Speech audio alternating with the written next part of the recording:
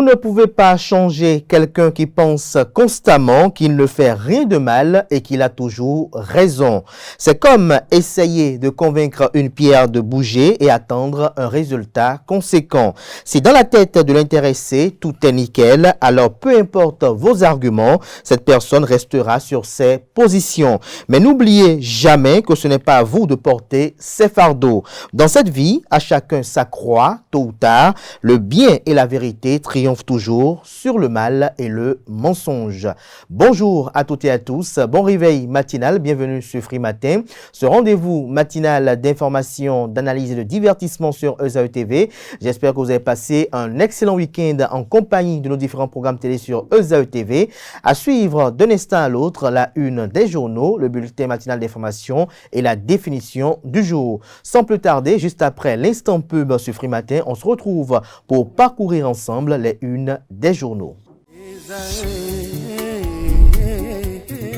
L'École supérieure d'administration, d'économie, de journalisme et des métiers de l'audiovisuel ESAE offre de nouveaux challenges pour l'année universitaire 2023-2024. Étudiantes et étudiants, parents d'élèves nouveaux bacheliers, ESAE, c'est la garantie d'une formation de qualité à des conditions très avantageuses. À Gbedjromede, à Papa, à Boumekalavi et Parakou, inscrivez-vous en administration générale, administration du travail et de la sécurité sociale, trésor et finances publiques, impôts, diplomatie et relations internationales, journalisme et métiers de l'audiovisuel, gestion des marchés publics, planification et développement local, sciences économiques, sciences juridiques et toutes les filières des sciences de gestion. ESAE vous offre des bourses, demi-bourses et de réductions pour les premières inscriptions dans toutes ces filières. Waouh! En licence 1, 2 et 3 et en master, bénéficiez jusqu'à 50% de réduction sur tous nos sites. N'est-ce pas génial? Infoline. ESAE Gbedjromede, 3e rue à droite en quittant le carrefour Le Jador pour la BIBE Jéricho ou au plus 229 90 93 65 21 98 98 14 00 à Kpakpa au plus 229 52 88 33 33 à Boumekalavi au plus 229 52 88 44 44 Parakou au plus 229 52 46 12 12.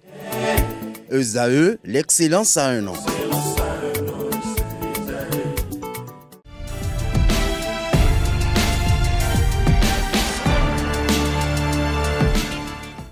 Bonjour à nouveau, chers amis internautes. Ce 9 octobre 2023, l'informateur titre en manchette « Croissance économique, une autre opinion sur le Bénin ».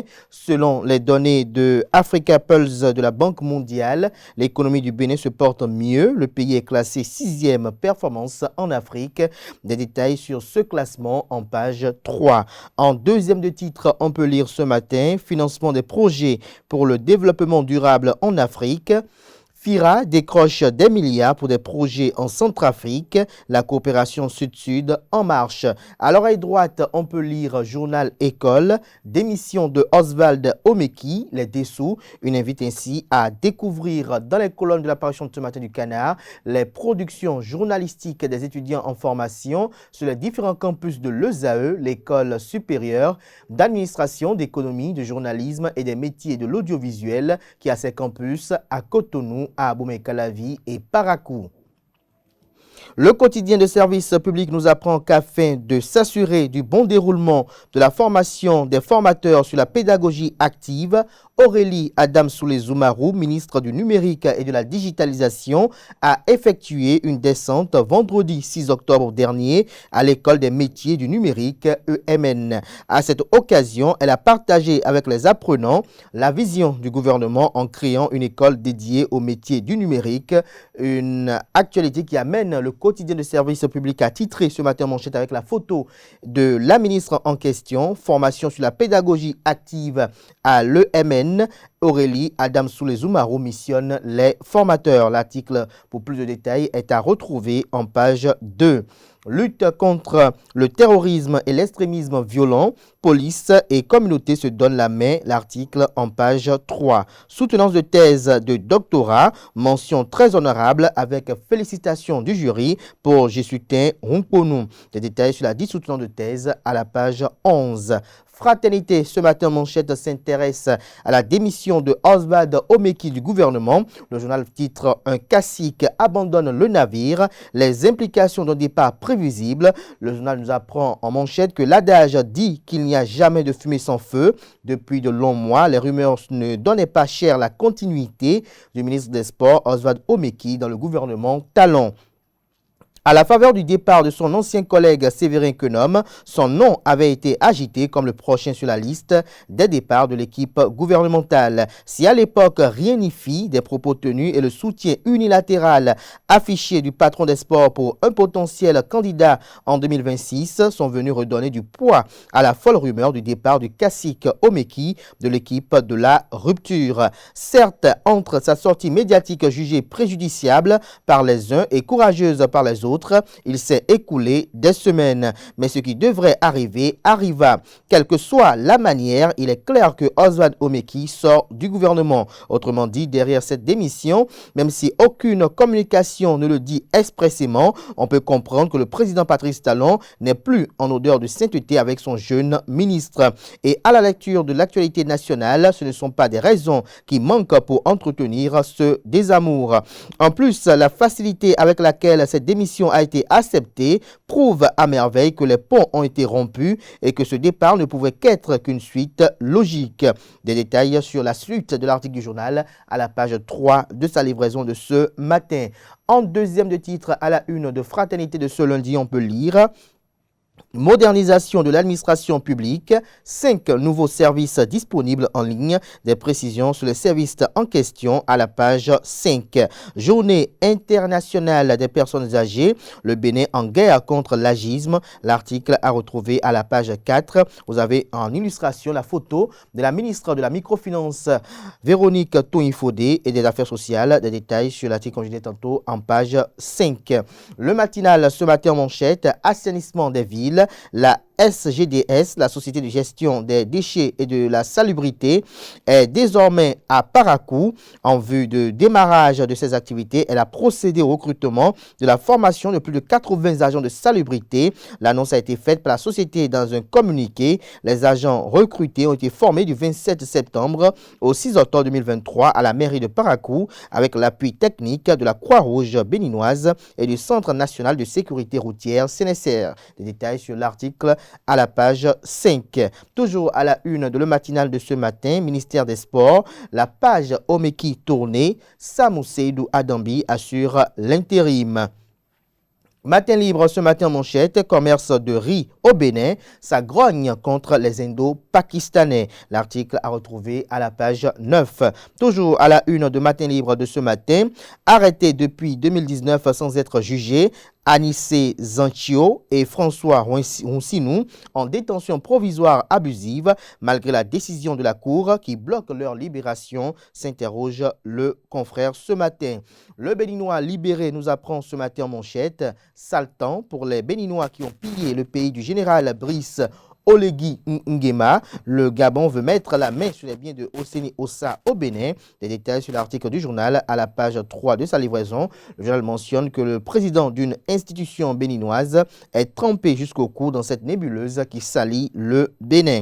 Toujours à la une de Le Béninois libéré de ce matin: tournée du parti du cheval Cabré, Ablaye Tiane remobilise les militants du bloc républicain des communes de l'Atlantique et a facilité la réconciliation des militants avec le parti politique.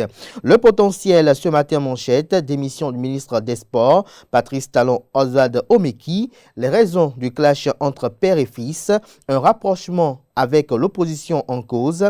L'Union progressiste Le Renouveau se penche sur l'exclusion du ministre démissionnaire. Un remaniement en vue. 3 prétendants peuvent succéder à Oswald Omeki, nous apprend Le Canard. Retrouvez son dossier sur cette actualité à la page 3.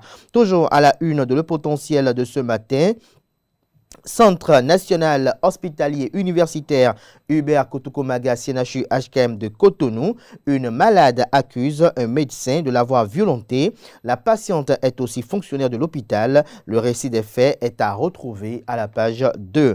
Info Matin, ce matin à la une, démission du ministre Oswald Omeki. Le début d'un cycle de fin de mandat, s'interroge le confrère.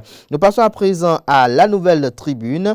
Démission en cascade de conseillers municipaux. Que se passe-t-il à Porto-Novo, s'interroge le Canard. Le journal nous fait savoir qu'à l'image des vagues de la lagune de Porto-Novo, très agitée par ces temps de crue, l'hôtel de ville n'affiche guère une sérénité. En moins d'un mois, le conseil municipal a été secoué par les démissions de 3 conseillers de leur parti d'origine pour rejoindre le mouvement OB, qui n'est pourtant pas un parti politique.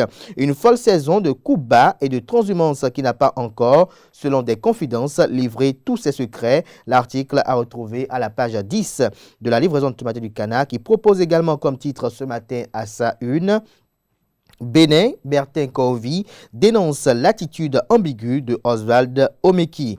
Le quotidien Bénin Intelligent titre ce matin en manchette: Personnes âgées au Bénin, le devoir de solidarité. L'édition 2023 de la Journée internationale des personnes âgées portée sur le thème la lutte contre l'agisme, un défi pour les générations actuelles et futures. Le gouvernement rappelle la responsabilité de tous face aux personnes âgées quant à leurs soins, l'attention et tout l'amour qu'elles méritent.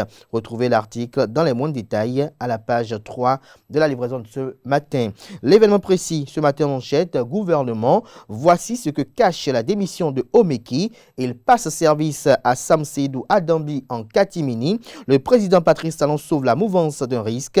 Des précisions à la page 3. Toujours à la une de l'événement précis de ce matin: remobilisation des militants à la base du parti politique Bloc républicain. Ablaye Biotchani lance officiellement la tournée à Ouida. La délégation de l'honorable Barthélemy Kassa galvanise les militants de Bani Kouara. Gestion de la crise au Niger, Dr Faton Delors relève les faiblesses de la CEDEAO et fait des propositions. L'économiste ce matin en manchette parle de climat et de croissance verte au Bénin. Mobiliser les financements du secteur privé, surgère la BAD. Les détails sur l'article du journal à la page 3 de sa livraison de ce lundi. Mois du consommant local, l'Union économique et monétaire ouest africaine, UEMOA, et Couleur Indigo promeuvent le tissu indigo. Des détails sur cette promotion en page 11. La Guérite, ce matin en manchette, parle de suscitation de la candidature de Olivier Bocor. Le mouvement TOB lance l'appel de Bioguera. Malgré les critiques, Albéric Dagan et ses lieutenants foncent. Le confrère de Nord-Sud Quotidien titre ce matin en manchette: clôture du colloque sur la modernisation de la justice. Le professeur Salami fait mouche, nous apprend le journal. Gascani Info ce matin manchette: cinquantenaire de la Confédération africaine de handball, une célébration en or, rapporte le journal. 13 ans après l'arrêté d'attribution signé par la mairie, la grande mosquée centrale de Porto-Novo dessaisie de son esplanade, les fidèles indignés crient à la brimade et pointent un doigt accusateur sur les autorités de la ville. Des précisions sur cette affaire à la page 2 de la livraison de ce matin de Le Télégramme. Toujours à la une de Le Télégramme de ce matin: colloque sur la modernisation de la justice béninoise, des recommandations pour une justice béninoise moderne. Le Pays émergent ce matin à sa une: nomination d'un intérimaire au ministère des Sports. Le premier acte apposé par Samseydou Adambi, échangé dans l'immédiat avec toutes les fédérations sportives pour restaurer la confiance et faire renaître l'espoir perdu. Samseydou Adambi, l'intrus qui connaît bien la maison, titre le journal. Pagaille O'Connor titre également le même Canard à sa une partie des primes payées au Guépard Maracanier en échange des maillots confisqués. La primeur à présent, démission du ministre Oswald Omeki du gouvernement vendredi dernier. Grosse surprise du pipeau, une stratégie politique, s'interroge le confrère. Dynamisme Info ce matin en manchette: gouvernement de Patrice Talon Omeki efface les traces du Koufo par sa démission. Le Soleil Bénin Info ce matin manchette parle de débordement des eaux du lac Toho dû au pont en construction, des reptiles et autres espèces aquatiques, le cauchemar des ménages inondés. Les victimes projettent un sit-in au cabinet du ministre José Didier Tonato en charge du cadre de vie et des transports. La boussole à présent, sécurité routière au Bénin. Spiro démarre une vaste opération de distribution de casques homologué à ses clients. Le fournisseur de motos électriques justifie son statut de société citoyenne. Nous passons à présent au quotidien Nouvelles Mutations. Fermeture de la frontière Bénin-Niger, l'ancien président de la République Thomas Boniaï au chevet des premières victimes. Le compte rendu de sa descente est à retrouver à la page 3, toujours à la une du même canard ce matin. Congrès du Parti Les Démocrates, Ondete Yaye Nourenou, la solution. Ce sera tout pour la présentation de quelques titres parus ce jour dans la presse locale. Place à présent au bulletin matinal d'information présenté par Nansérine Fatoumbi.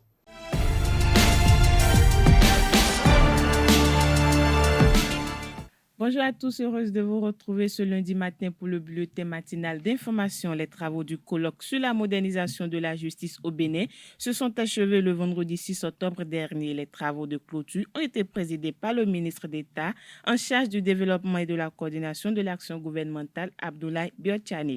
Cette rencontre d'échange et de discussion entre acteurs de la justice, universitaires, justiciables et autres a été marquée par une conférence inaugurale et une conférence de clôture animé par les professeurs Joseph Diogbenou, ancien président de la Cour constitutionnelle, et le professeur Ibrahim Salami. Plusieurs recommandations d'ordre institutionnel et structurel ont été adoptées au terme des débats autour des 13 thématiques développées durant les 2 jours qu'a duré ce colloque. Le Palais des Congrès de Cotonou abrite depuis le mercredi 4 octobre dernier la 4e édition du mois du consommé local sur le terme « Quelle stratégie pour stimuler la consommation des biens et services locaux dans l'espace UOMOA ?» L'opérateur économique et promoteur de label Bénin Bruno Nyenderoué nous parle de l'importance du concept et les avantages de la consommation des produits locaux. Suivons-le au micro de Quentin Amoussou de Gracia Somako.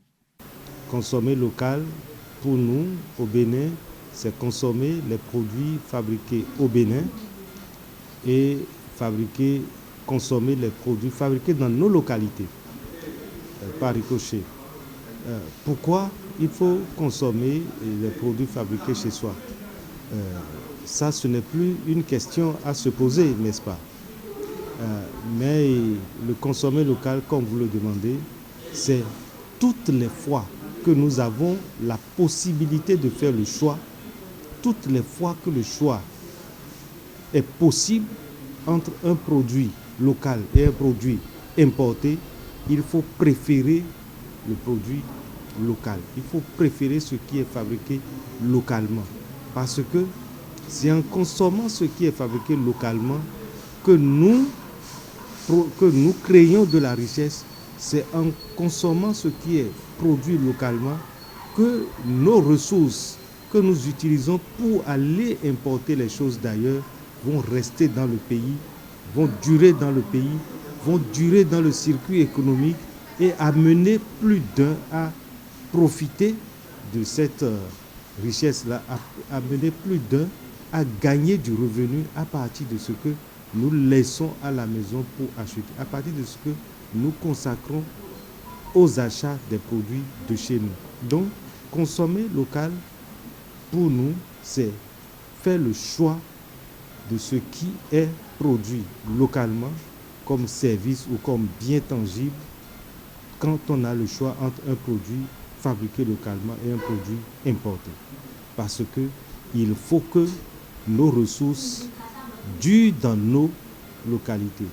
Il est constaté aujourd'hui que quand vous sortez de l'argent, quand vous gagnez votre revenu, quand vous gagnez votre salaire, quand vous l'utilisez pour acheter des produits importés d'ailleurs, vous envoyez l'argent être le revenu de quelqu'un d'autre dans un autre pays. Ce qui fait que vous privez les gens de chez vous d'emploi.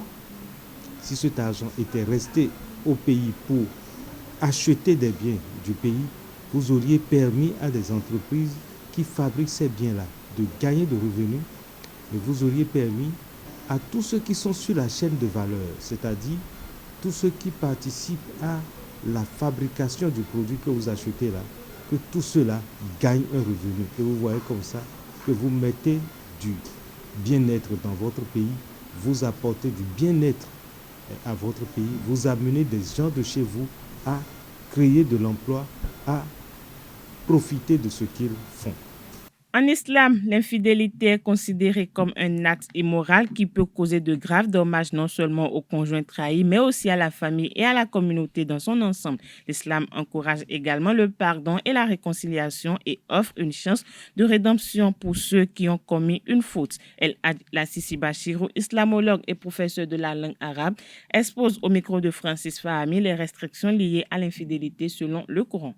L'infidélité en islam, c'est la tricherie, que ce soit au niveau de l'homme, que ce soit au niveau de la femme. Et on parle d'infidélité en islam lorsque celui qui est marié a commis de l'adultère, c'est-à-dire a eu des relations intimes avec une femme qui ne l'appartient pas. Et comment une femme doit être appartenir à un homme, c'est lorsque il s'est déplacé, il a rempli les conditions et que sa femme devient pour lui comme une femme mariée. Donc, l'homme et la femme, au niveau de la loi islamique, sont égaux. Il n'y a pas de différence entre l'infidélité de l'homme et de la femme. Et c'est que nous, aujourd'hui, dans les lois que nous avons adoptées, c'est la femme seulement qui est accusée d'infidélité. Or, lorsque l'homme sort et qu'il y a eu des relations intimes avec une femme d'autrui ou bien une femme qui ne l'appartient pas, alors il a déjà commis l'infidélité et c'est l'adultère. Et aussi au niveau de la femme, et chez la femme, je pense que c'est tellement pire, c'est grave, chez nous, surtout dans nos coutumes, dans nos traditions, mais l'islam aussi ne pardonne pas l'homme qui l'applique. Et cet homme doit être châtié jusqu'à la mort, lui jeter les pierres jusqu'à la mort. C'est pourquoi on t'a laissé le champ libre de prendre 1, 2, 3, jusqu'à arriver 4. Mais lorsque tu ne le fais pas ainsi et que tu commets de l'adultère à un autre côté, alors tu as commis un péché qui est assez conséquent dans la vie. À part le côté spirituel, c'est que ces choses ont de mauvais sorts qui s'infligent en nous, dans notre foyer et qui empêchent la bénédiction de nous accompagner. Et surtout aussi au niveau de nos enfants que nous allons mis au monde dans l'avenir.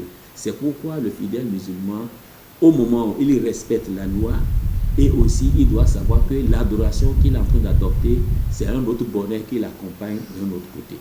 Hors de nos frontières, à présent, la justice nigérienne a décidé de la libération immédiate du fils du président déchu, Mohamed Bazoum, Salem Bazoum, affirmant que les autorités avaient outrepassé leur pouvoir en l'arrêtant. Pour rappel, Salem Mohamed Bazoum et sa famille ont déposé une plainte en septembre dernier pour séquestration auprès de la Cour de justice de la Communauté économique des États de l'Afrique de l'Ouest et ont également saisi le Conseil des droits de l'homme des Nations unies pour détention arbitraire.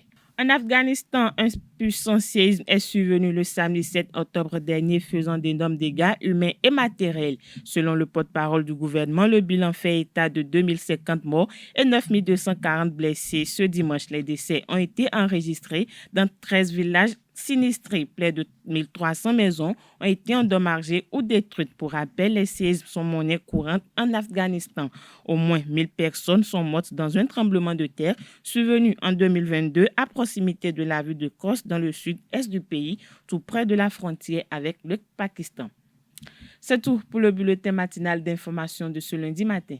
Merci à vous, Nosrine Fatoui, pour cette présentation du bulletin matinal d'information. On retrouve à 19h, si tout va bien, pour la grande édition du journal télévisé sur EZAE TV. Place à présent à la définition du jour de ce matin sur Free Matin.